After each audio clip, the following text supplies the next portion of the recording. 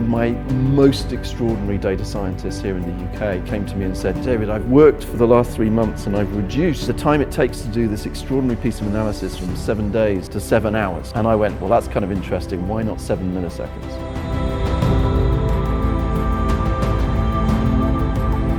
You know, when one of my guys presented at the Google conference because of our use of Dataproc was the hottest anywhere outside of banking, that was kind of cool for us, right?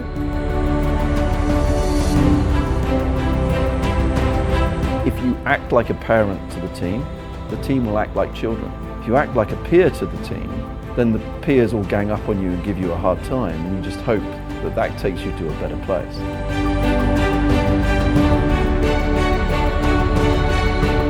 If you have great opportunities, just go for them.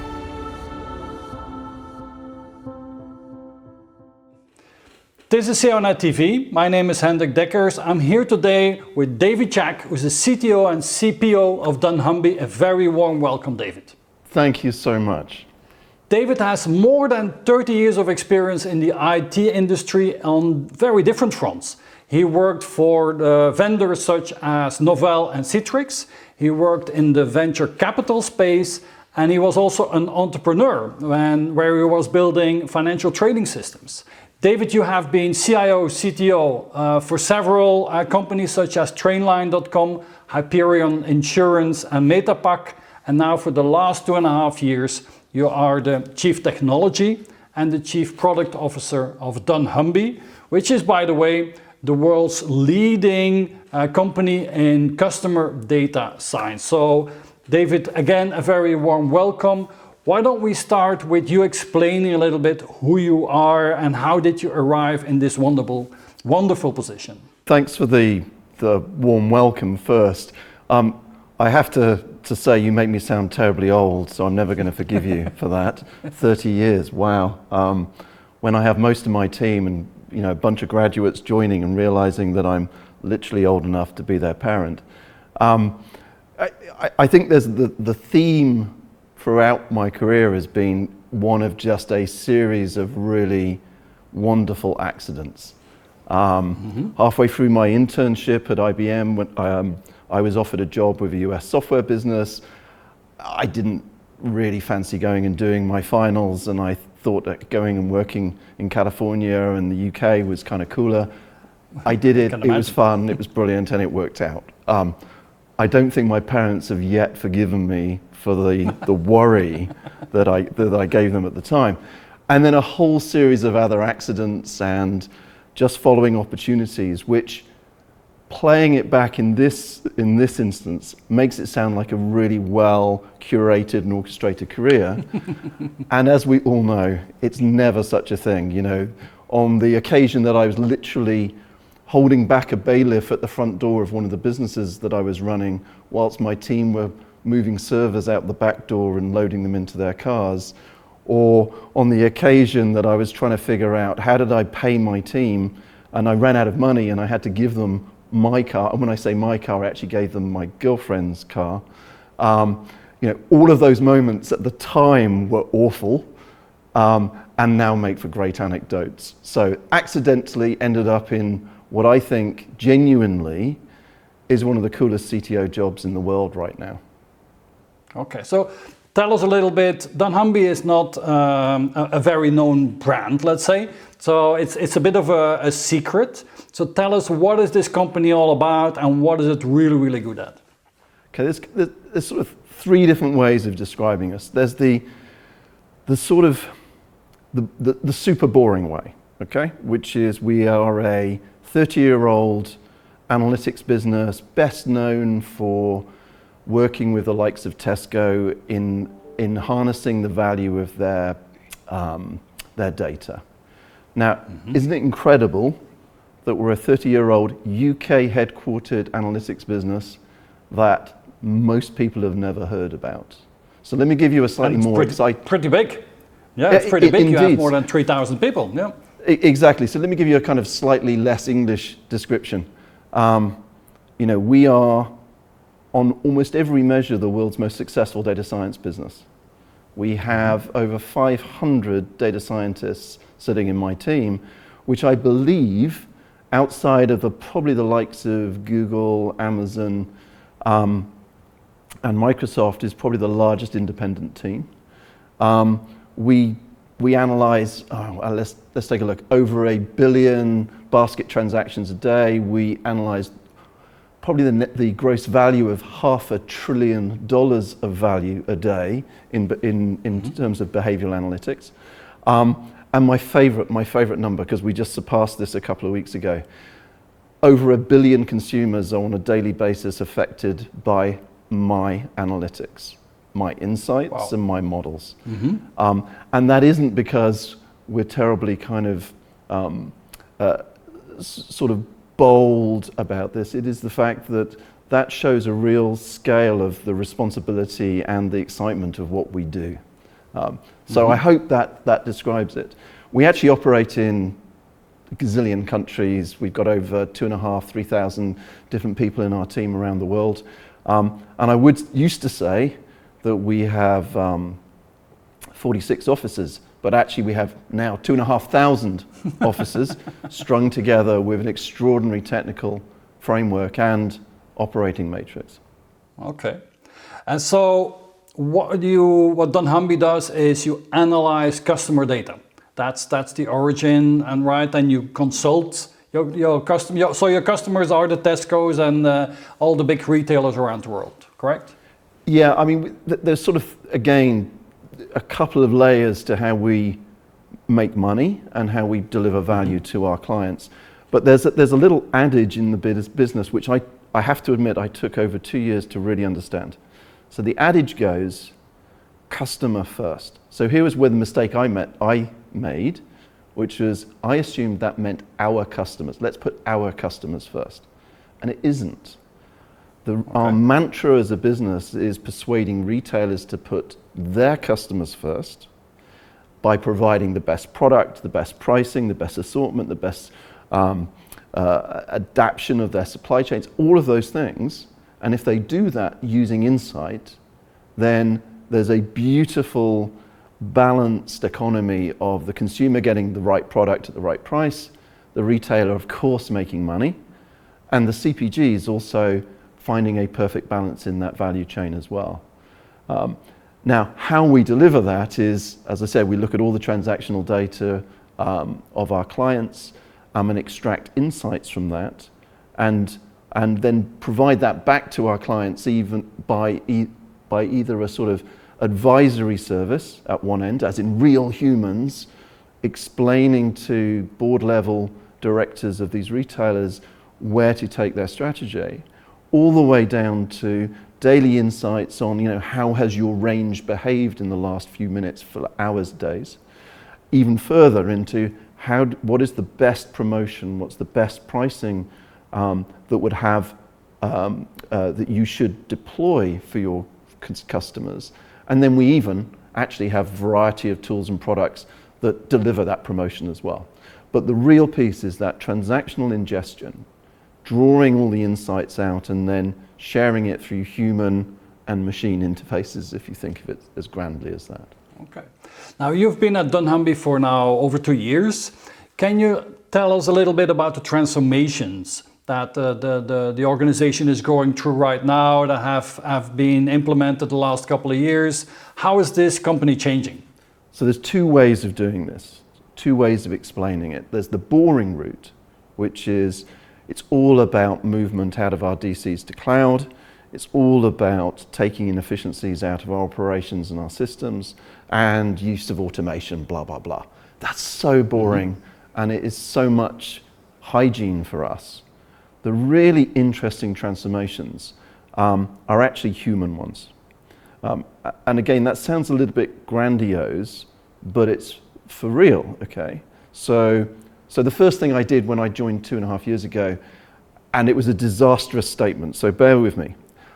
We were doing an all hands, we ran one in India, one in Mexico and one in the UK. And the line I used was the following one. My vision, my grand vision, is that we will use machines for machine work and people for people work. And half my team then just polished their CVs thinking they were out of a job. They were incredibly threatened by the idea of that this is all a push to optimizing and reducing cost. And of course, the much more sophisticated, more exacting, and more real piece there is, I don't want to hire all this incredible intellect and then using it for really dumbass things. And if I look at how we develop our models and our analytics, so much of it becomes a little bit repetitious, it's inefficient, and I want to use the machines and the modeling that we do there to run that side of the business and then lift up our people to look further into the future and really improve what we're doing. And then the other piece of which is also a human transformation, which is, again, mispositioned, it sounds threatening, which is just making our resources fungible. You know, we have this extraordinary distributed team around the world, and I'm trying to break desperately with our clients the connection to, I'm a client, I'm sitting in North America, therefore I expect to see my team in my office, to, you're a client of ours, why wouldn't you want to harness all the expertise of the 1,200 people that work for me around the world in every continent? And one of the interesting side effects of changing working patterns over the last 6 months is that message is finally beginning to land, because the addiction to seeing people face to face has frankly been broken out of necessity. And now people are seeing this extraordinary lifeblood of skills that are being harnessed from North America, from Scandinavia, from India, Asia, etc. So that's the other piece. And then the last one, and this is the real, I guess, it's slightly esoteric piece, which is some of the research science that we do stops being simply how many more carrots should you put on your shelf, or how should you price your chocolate bar. It actually moves into the psychology of how people make decisions. And our behavioral psychology work that we do, and we sponsor a number of PhDs and we publish papers. In fact, we just won a prize in a very significant journal on some of the work we did on topic modeling, is right on the edges of exploring how we make decisions as humans, and not just to be harnessed for selling more stuff, but to really change the experience of a consumer to and fit how we make decisions to what they buy, rather than forcing them to buy and then make them make a decision. Now that feels a very lofty transformation, but it's a pretty cool one, I think. And with the work that we do with various universities around the world, and just frankly, just some of the extraordinary raw talent that's in my team that petrifies me, it's actually harnessable. So David, if you had to summarize, what is it that really makes dunnhumby different?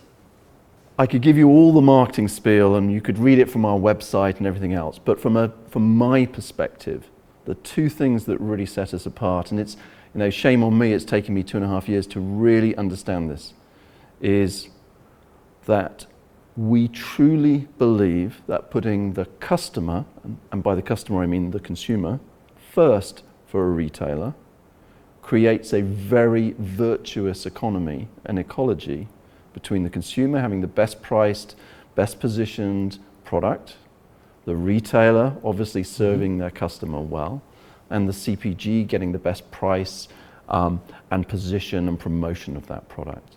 And if you focus in that way and that you stop optimizing for one outcome and you only optimize for the customer first, good things happen, and we enable that. The other thing that always strikes me, and as I said, I was in a board meeting once and being challenged by one of our non-execs exactly along those lines, what makes us different? And I quickly did a calculation, and I looked them in the eye and said, we have 3,000 years of retail data science experience. Obviously, we didn't get everything right in those 3,000 years, but there's this extraordinary data science asset made up of people, technology, and models that represents 3,000 years of activity. And that's what I want to add to, I want to find, I want to exploit and extend over the coming years. Yeah. Now, dunnhumby, when you arrived, was mostly a services organization, and you're making a change. You're creating a services and a product organization, and you're the chief product officer. So can you talk a little bit about how you productized some of the services and how that's going? Okay. I mean, first thing is, you know, the sort of slightly dirty secret is that we always have positioned ourselves as a technology, services and consulting business. But really, it's this human-powered engine with a huge number of tools and technologies sitting behind that engine. And every time that we have a product shortfall or an inability to deliver something that our client wants, we know we can always turn to our applied data scientists to fill that space. The goal for us is to move that equation around and say, let's ensure that we have operational services that churn out the day-to-day, that we have products that are easy to deploy, to self-commission, to even self-provision. But we always see that our consulting team and our data scientists are still part of the proposition that we make to our client. So it's never removing one, it's more about the balance and how we forward it. Now, to your question, how do we do it? We just do it in little tiny baby steps every day of the week, right? Sometimes it's just simply saying, well, let's make it a product. And everybody looks around the room and goes, well, what does that mean, right? Well, how about it's something that it's all the same version that every single one of our clients are using? Let's say that it's only one technical stack that it's deployed against. Let's say it is something that takes minutes to deploy rather than months to deploy. All of those aspects. And what we've done across our portfolio with our solutions and product teams is figuring out where the biggest wins are on improving the level of productiveness of the various elements of our technology. The other piece, and it took me some time, you know, I've spent a career in product development. It took me some time also to get comfortable with the idea that some of what we do will always remain a service, and some of what we do will always remain something built on top of our systems. And that balancing, I think, is the really crucial aspect, because every retailer we work with has a different organizational flow, different systems they use, different business processes. And to say, no, here is the business process you should use, here is the data structures you should use, is clearly an extraordinarily arrogant thing for us to say. We do nudge people. And in fact, last year, part of my team, we launched a data consulting team. And it sounds, again, quite a grand thing for us to do, but actually just simply going in early to a retailer and explaining and helping them prepare the data for us has unlocked a huge number of accounts, because they simply couldn't get past the first hurdle of, well, if you could just give us your till data, then we'll rock on. Yes. Well, we've got 14 different till systems. We've got 5 different countries. None of the categories actually match. You know, all of those things that are required before you can start doing the analytics. So, and then the last piece is we've actually targeted some standalone. Again, I'm always a little bit dubious about saying innovation products, where we've taken a little bit of our risk capital, and we run our own VC fund, a very modest one within the team.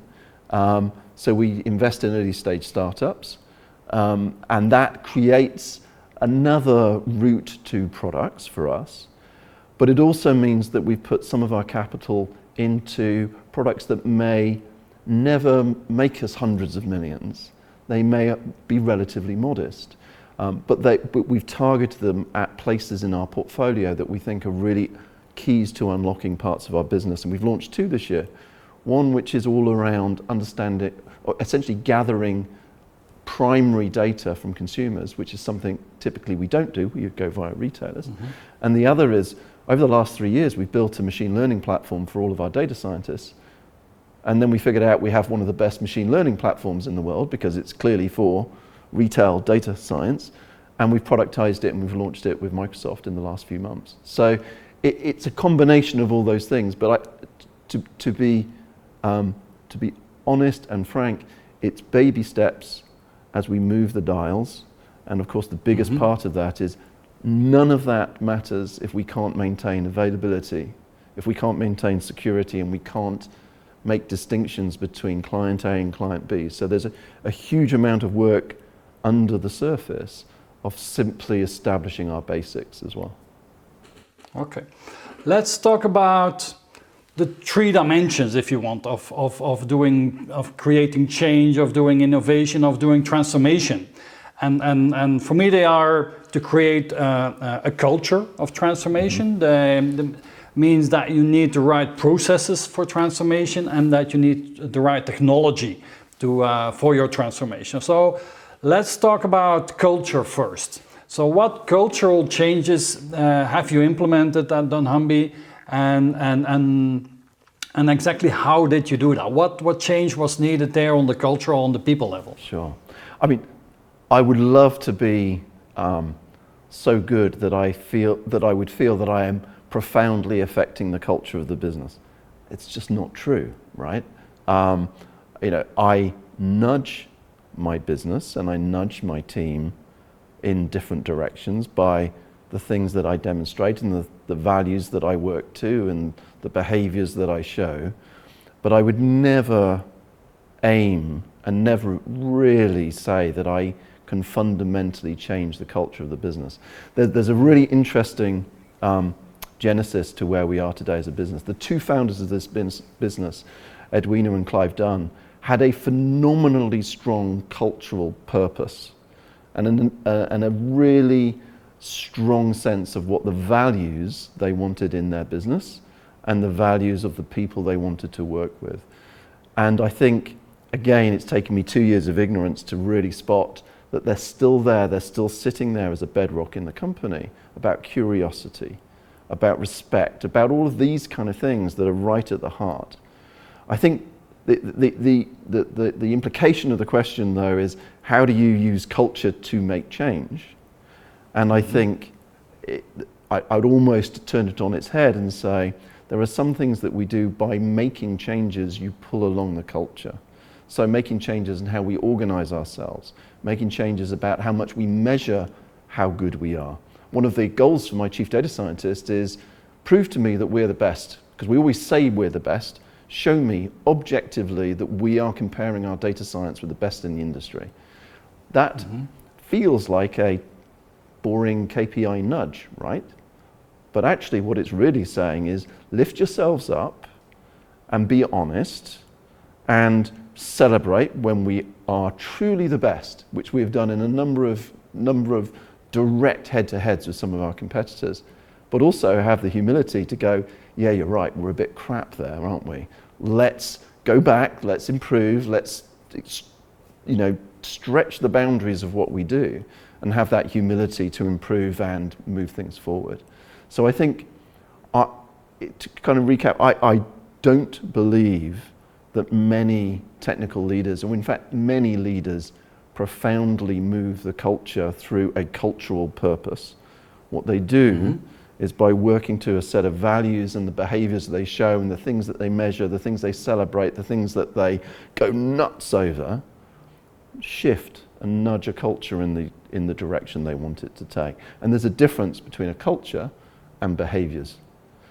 And you can have a culture of inclusiveness and collaboration, but if you never make decisions, who cares?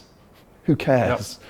And I think we have one of our values is collaboration, and yet I get hugely frustrated when collaboration means 10 people not making a decision and deferring to each other. Just somebody call it. It may be right, it may be wrong, but just call it. Let's move on.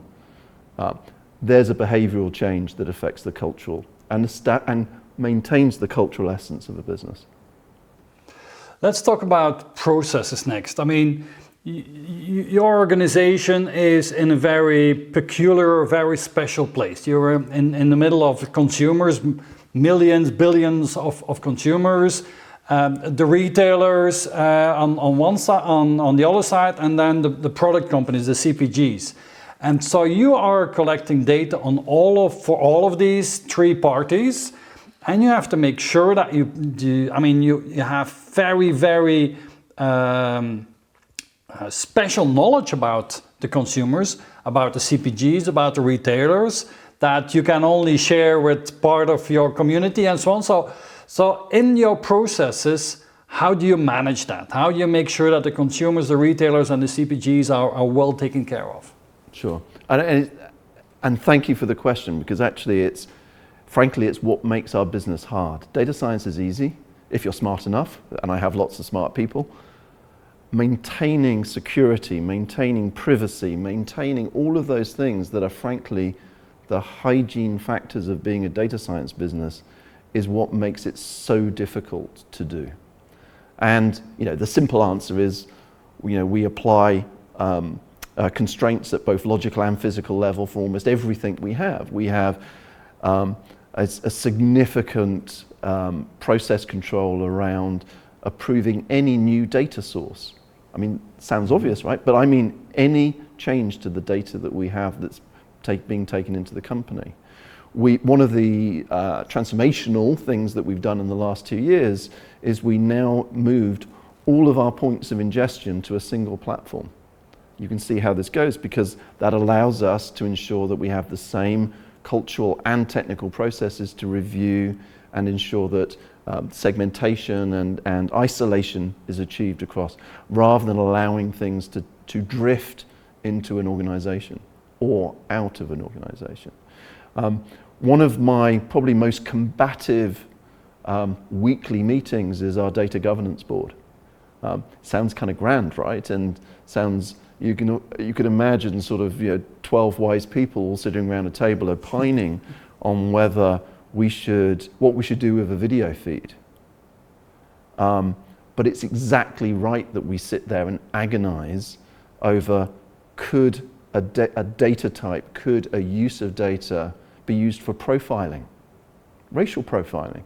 Could it be misused in some way for some other nefarious way?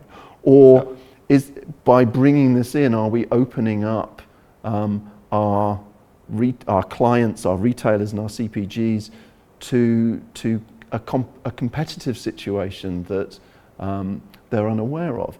And most importantly, the processes behind how do we make sure the consumer is hugely protected from their data being abused in some way. And one of the joys of the sort of science that we do is, of course, the aggregation of consumer transactions allows you to post-process things in an aggregate, non-returnable way. So you're not dealing with something that can identify you or me. What you're dealing with is a cohort of behavior and using that for your analysis. But it's a great searching question, and it's the thing that obviously keeps me awake at night, and I'm sure keeps my chief executive awake at night.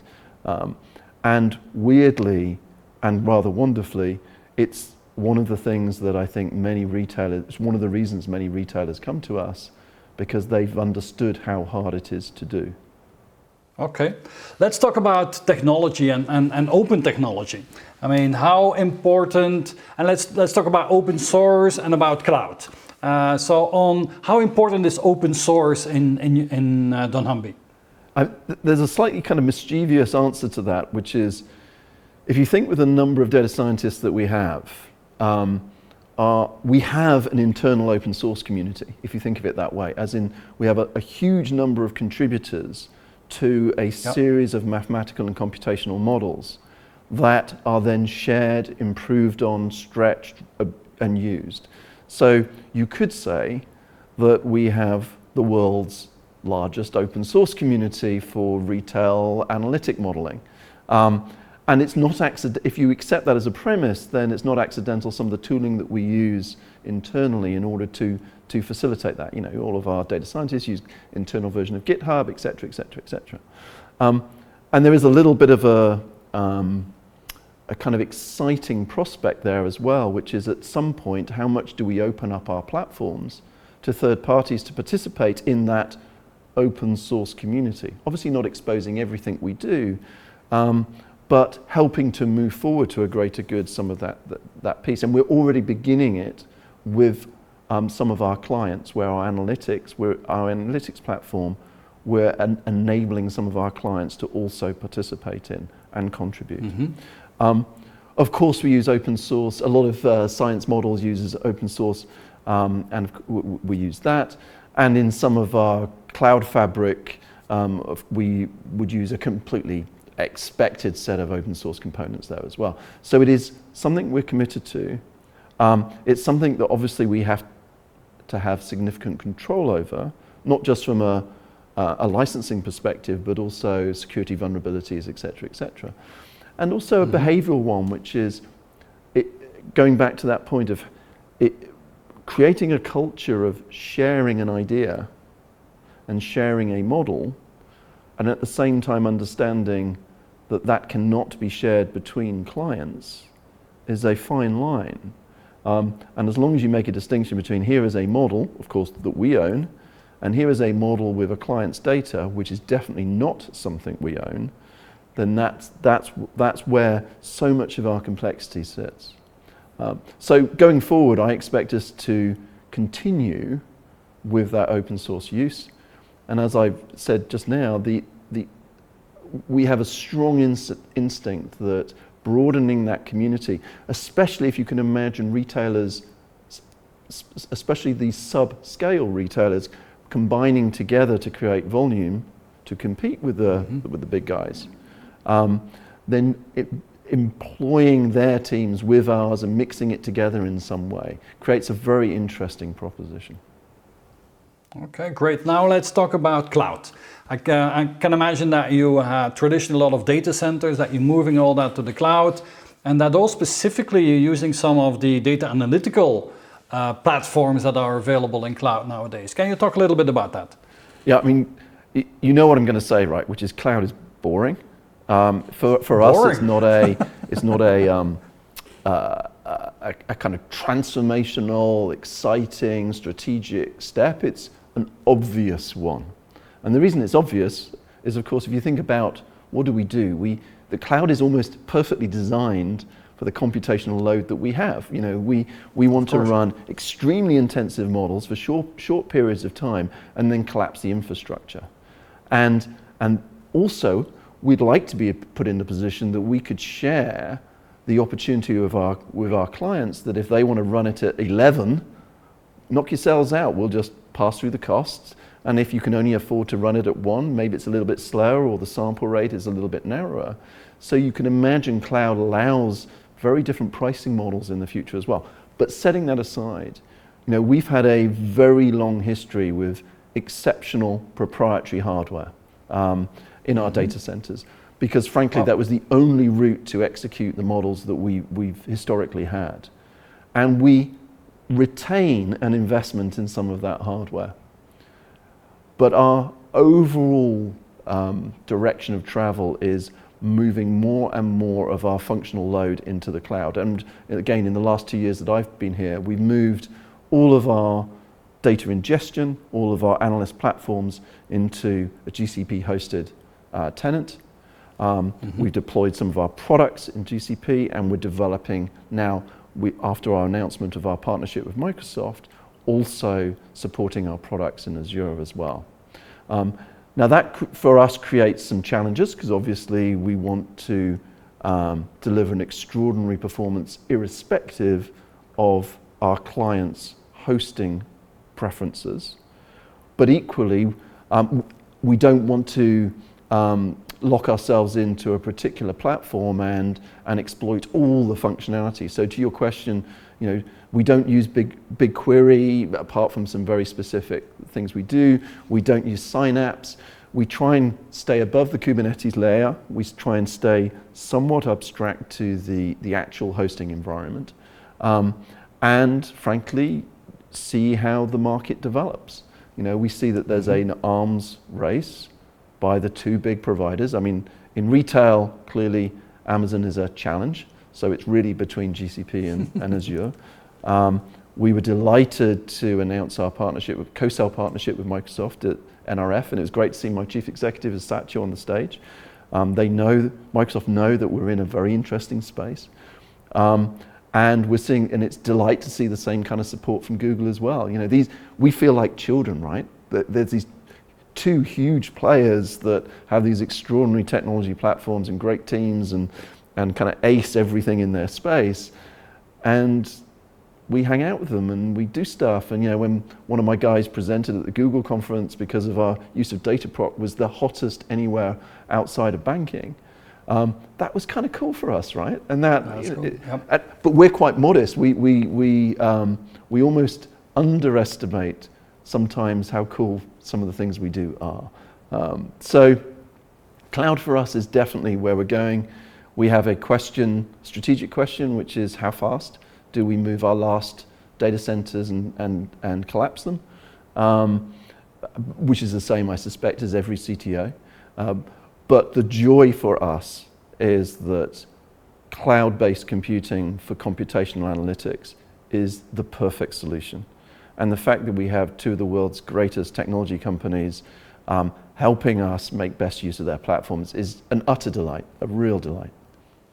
David, let's talk about some of the most exciting technologies, some of the most exciting new technologies that you see appearing and that you really think they're going to change the world. Oh, it's what you would expect me to say is, you know, the video tracking in store that kind of figures out through your gait analysis whether you're interested in buying oranges or pears, right? Or you're going to ask me about I know the biometrics of improving the security of what you do, etc. And none of those particularly kind of excite me. I mean, they're just data points for us. Okay, I think there's technology trends rather than technologies that interest me. So the first trend is essentially the commoditization of compute. Mm-hmm. And the reason that trend is so important to me, I'll tell you a little story. When I first joined, one of my most extraordinary data scientists here in the UK came to me and said, David, I've worked for the last 3 months and I've reduced the time it takes to do this extraordinary piece of analysis from 7 days to 7 hours. And I went, well, that's kind of interesting. Why not 7 milliseconds? And he was heartbroken, right? You know, he's the smartest guy that I know. And it just obviously set a bar that he genuinely thought wasn't achievable. 2 months later, at that same all hands, he presented the same piece of work being executed in 7 milliseconds. Okay, he frigged it a bit. He messed with the data preparation. He even retuned the video driver because he ran it on his laptop to show what was possible. But the point of the story was, he figured that if you wanted to get through the next level of speed, you had to have a huge amount of parallelization. And to have that level of parallelization, you had to completely unassemble how he was doing his computation. Now, so the point of that is, historically, the cost of computing that result would have meant you would have never tried. And today, as I said, we have an arms race in the cloud world, which suits us, which is the pure cost of computation is getting cheaper and cheaper and cheaper, and the accuracy of the results goes up accordingly, or the price goes down accordingly. And we can tune between those two things. So I think the other technology trend, again, it's not a specific technology. It's the ability to share and have mass contribution to moving something forward. So whether that is the trend in essentially an open source approach to data science sharing, or whether it is opening up platforms so different vendors can connect to our platform through APIs, etc. Again, sounds a little bit boring and a little bit obvious, but it becomes a trend in its own right that enables future things.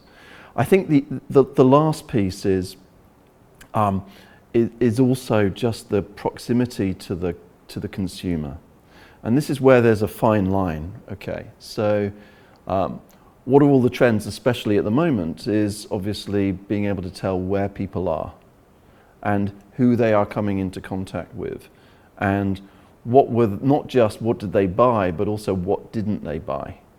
What were their decision making? All of those things are quite worrisome if not thoughtfully and carefully managed.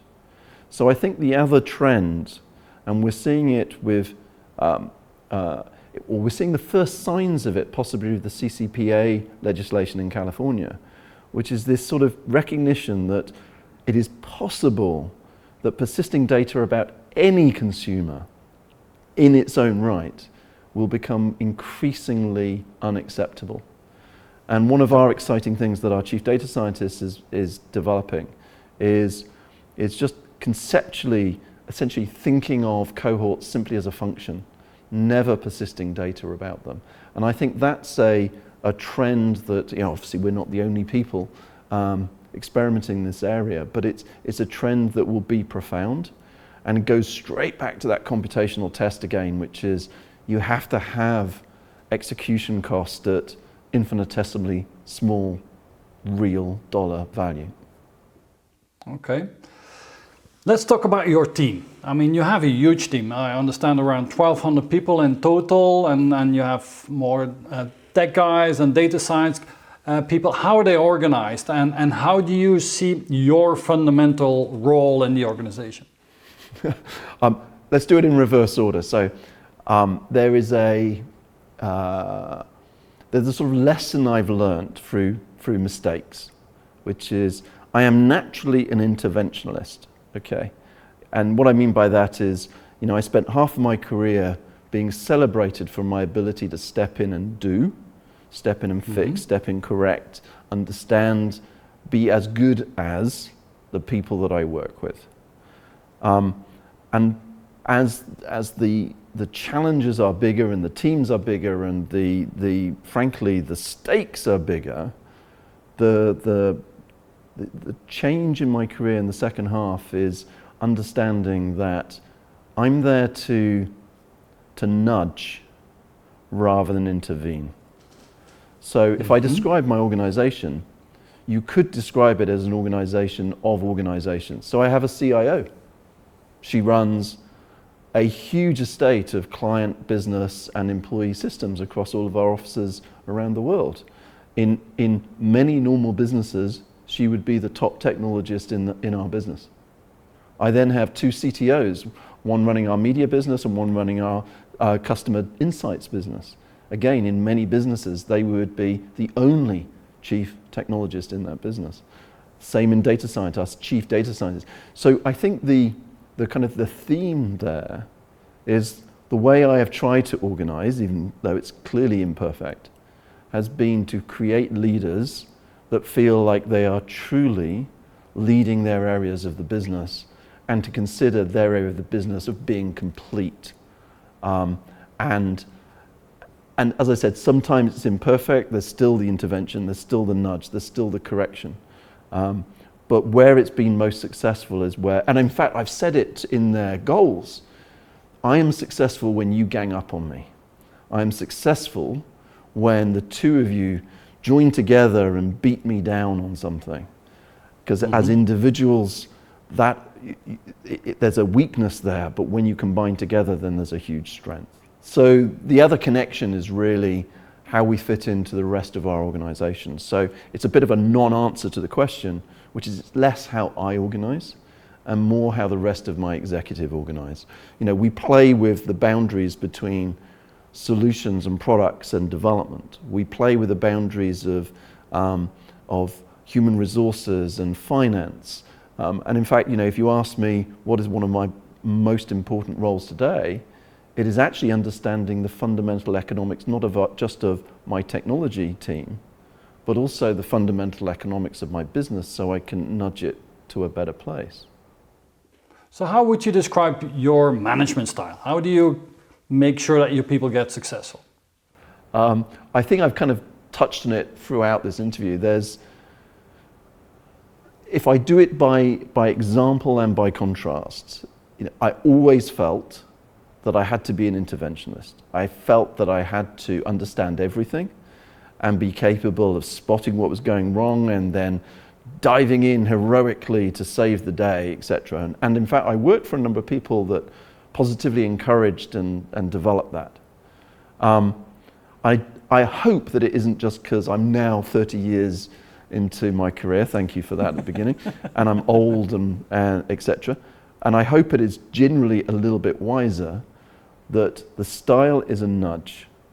And I don't mean nudge theory, the kind of socioeconomic, making sure that your graffiti isn't done, etc. But there are elements of that, which is a nudge in the right direction on KPIs, which is a kind of, and I don't mean a training KPI, I mean a leading KPI. A nudge in the direction of forgetting the budget for a quarter just so you hire a better individual in a role. A nudge on a behavior, a nudge on challenging something. All of these things which allows me to then to move the organization, which is complex and under pressure and operating at huge stakes, to just correct itself and move into a better place. And it's interesting watching my chief executive nudge me as well.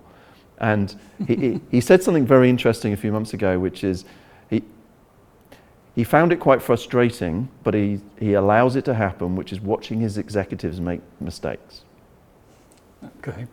And I thought that's a great lesson, because I stop at that I find it frustrating, and I tend to not allow my executives make mistakes as I see them. But I'm trying to channel that and learn that a little bit, because of course, if you act like a parent to the team, which is a sort of incredibly condescending position to be, the team will act like children. If you act like a peer to the team, then the peers will gang up on you and give you a hard time, and you just hope that that takes you to a better place. Actually, maybe I should just be a parent and tell them what to do. It might be easier life. We'll get back to the condescending bit a little bit later in this interview.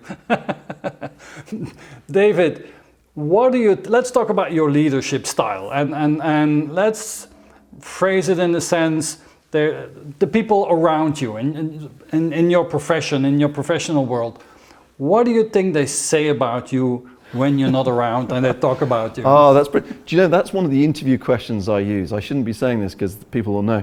I always say, if I call up Bob, what's he going to say about you? Because I know Bob, and he's going to go, oh, he's brilliant, blah, blah. No, okay, set all that aside. What is he going to tell me when I ask him, I'm just about to hire Gloria, what is the deal? So I love the fact you've turned the table on me. What's the deal? What's the deal? Okay, so the first thing is, what would they say? That I am very inconsistent. I get extremely passionate about an individual topic, and then I get very bored by it. Just at the point, typically, that the person who is developing that topic is getting success. So it can create a dynamic where, oh, I've just achieved, but you've moved on to something else. Second thing is, I'm incredibly forgetful. I'll ask 3 different people to do the same thing. I just can't help it, because it's that urgency of just get it done. Yeah, but you asked Sarah to do that last week, and Bob is creating a new vision for that, and can't you remember anything? And I suspect that's definitely a little bit about old age. And the third thing is, I take things extremely personally. And this goes, there is clearly a stereotypical CTO or chief executive of a business being extremely hard, extremely impermeable to demands and poking, because of course the opportunities to fall over are infinite. But I do react with emotion. I take criticism and I take failure personally, and sometimes that's to good effect, because people know that it's authentic and it's real, and they don't have to figure out whether I'm annoyed. And sometimes it gets in the way of stuff as well. And I'm sure they've then got a list of 10 other things that they would never tell me, but those are the ones they've told me. So David, let's talk about the positive sides of you, because you mentioned a couple of things that could be improved, but you shared with us your personality type, which is an INTP, also known as the Logician. And so the typical strengths of INTPs is that they're great analysts, that they're abstract thinkers, imaginative, open-minded, enthusiastic, objective, honest, and straightforward. Which of these resonate really well with you? Well, let me slightly turn the question around. Some of the negatives of an INTP, I actually think are huge strengths. So, okay. The taking things personally, the sensitivity, the occasional and irregular empathy is actually quite a powerful thing, I think. There's also something that I'm sure that many CTOs feel, which is I have constant imposter syndrome. You know, I've worked in some of the most extraordinary technology companies in the world with amazing executives, and I'm the techie in the corner that, you know, can you fix the video type of thing, right? So I think that sense of not being worthy and not being as smart and being that little bit of vulnerability creates an exceptional strength in its own right, which is one, people tune into it. I love the fact that when I walk into a meeting and somebody's trying to explain something really complicated and I say I don't understand, the joy is, one, it tends to improve through further explanation, of course, as most ideas do. But the really funny one is, the more I say I don't understand, the more people look me in the eye and say, David, I know you're just testing us. I'm sure you do understand. So the expectation of quality and experience is kind of cool. The other thing is, I'm quite mercurial about acquiring new knowledge, and I am forgetful. If you take those two things together, and I'm reminded by something that happened 100 million years ago. So imagine that I'm at school and I've just taken a bunch of exams in preparation for my A-levels, and amazingly, the results are really good. And I say amazingly because to my parents, they see no work whatsoever. And they see very little dedication to either my music practice or my studies and stuff like this. You know, I kind of play guitar and go and play football and stuff. And the teachers are kind of quite confused as well, because apparently I show no particular inclination in class either. I only really study the things I particularly enjoy. And my physics teacher says to my parents, we don't quite understand it. I think they were slightly suspicious that maybe I'd been cheating. And my mother, who is an incredibly insightful woman to this day, just came out with a quip that has stayed with me my whole life. She just said, yeah, that's just David through and through. He uses a very small amount of information to huge effect. And I think to this day, I've turned that from being, as I said, for the first half of my career, as being that's a deficit item, to the second half of my career as being an absolute skill. I try and accumulate a small amount of information on a huge range of topics and try and apply it to great effect. And when I get it right, it's brilliant, and when I'm clearly the thickest kid in the class, that's not great as well. So there's the essence of it. And when are you happy? When at the end of the day you say, this was a great day, this was really the best. What makes you really happy in your profession? Okay, so the first thing is the things that make me the happiest are not work. Okay. You know, I love my family, I love my dogs, I love where I live, I love music, I love all just being in nature, etc., etc. But I also love working. So the first part of the answer is I actually get a great amount of happiness from simply working, no matter how challenging it is. And maybe that's a sort of subconscious imposter syndrome, and I keep reminding myself that I'm maybe not as bad as perhaps I think I am. But what I'm about to say is going to sound quite despotic, which is when I see the human machine working really well, I feel extremely content. Now, going back to that point about computers doing computer stuff and people doing people stuff, that could be misinterpreted, right? But when I see a team whether it's a startup that I've been in, there's 5 of us, or there's a team of 500 data scientists collaborating together on a perfect outcome, it's the same feeling. It's that human machine with no intervention, no nudge, no nothing from me. I am merely an observer of what's going on. Just fills me with delight. And it is a combination of seeing, of course, and just enough empathy to see people's own delight in success, but also the despotic bit, which is, the machine I've created is working perfectly. Okay. Let's talk about your values. I understand you have 3 grown-up kids. What are the values that you have given them in life, and give a couple examples of that? I think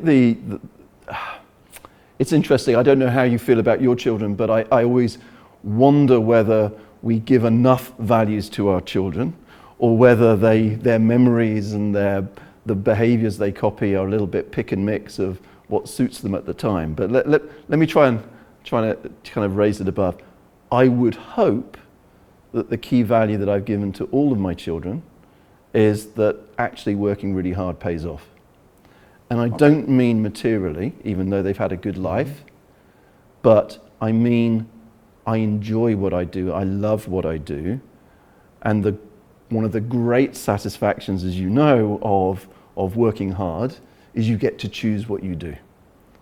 And if I look at what especially my daughter, who's a psychologist, is following her career path, it's never going to pay well. It's always going to be hugely challenging, and yet she loves it, and she has made the choices, and she's spent, she's done her 2 lots of masters, probably will end up doing her PhD. She has chosen that hard work allows her to follow what she wants to do.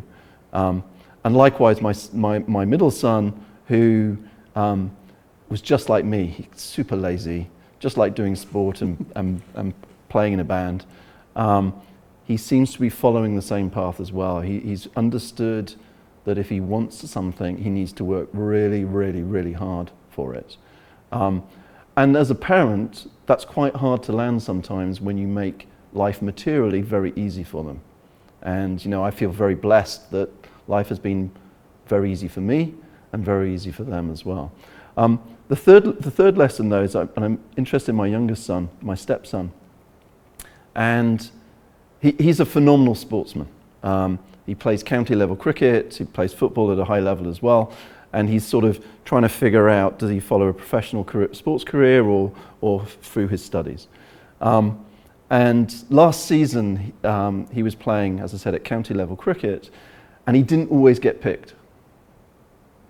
And he was at that point of being so frustrated. He's a spin bowler. It's you either have a great day or you get completely destroyed on the field.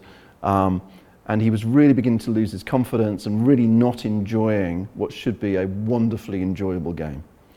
And he started to show those behaviors of not wanting to be picked. So he wasn't available, he had other things and all the rest of it. So what I did is I wrote a letter to the county and said, with his voice, thank you for all your support since I was 10, and all the opportunities and the tour of India and blah, blah, blah, but I don't wish to play at county level anymore. Okay? And I said, do you want me to send this on your behalf?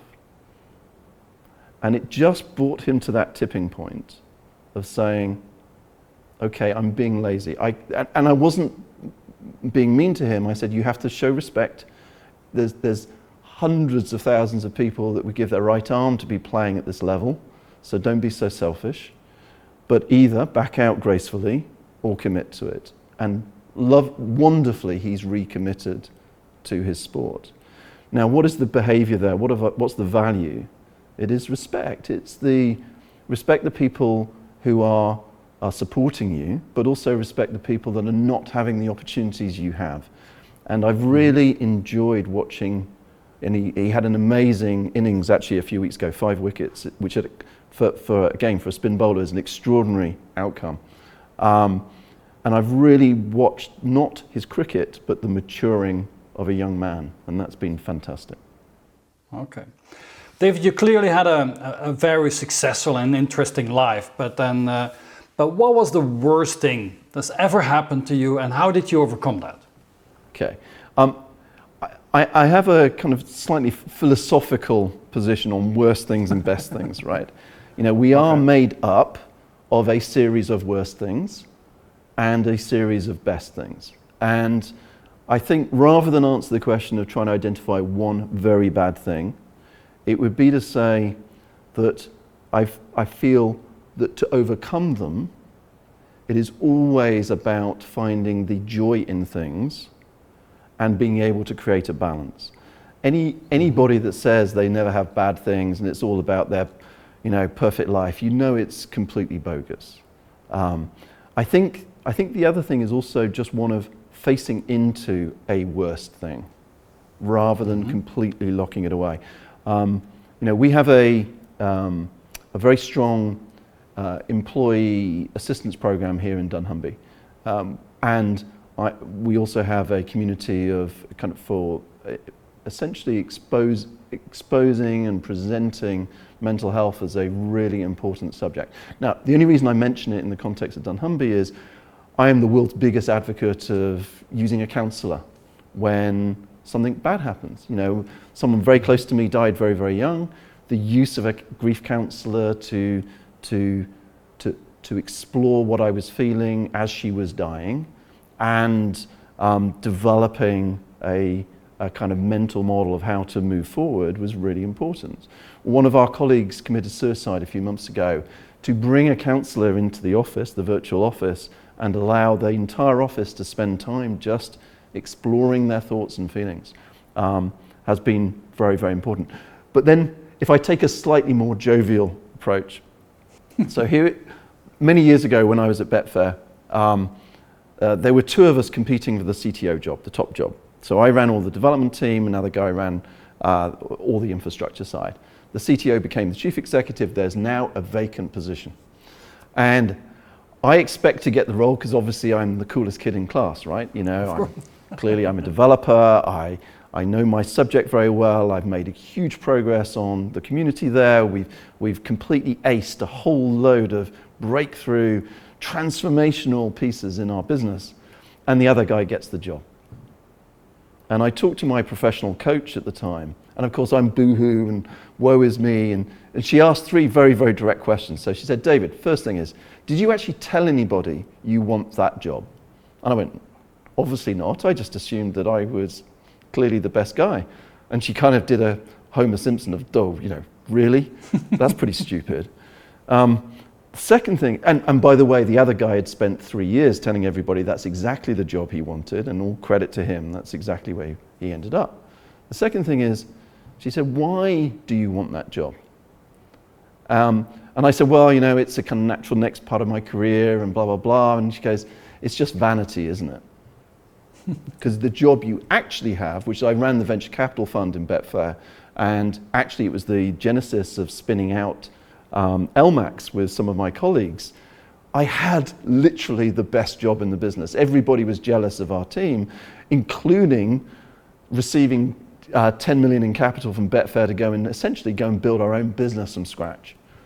And yet this guy was running a hugely complex estate and spending 24 hours a day worrying that things were going right. So that challenge of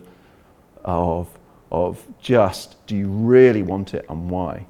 The point of the story is it felt like the worst moment, as in it felt like a personal slight against me. I felt like all of that effort and those years of endless toil weren't paying off, and yet what happened next made the rest of my career. And part of it was the intervention of, I could say a counsellor, but essentially it was a professional coach, just challenging me and going, huh, you stupid idiot.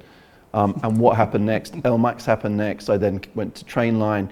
You know, it really, that little bit of humility and a little bit of a nudge from an extremely insightful individual. And I still cite her as probably the most influential person on my career. that one meeting. Very interesting. Now, what is or do you have a personal mantra? If you have to make difficult decisions, do you have a personal mantra that you can rely on, that you go back to?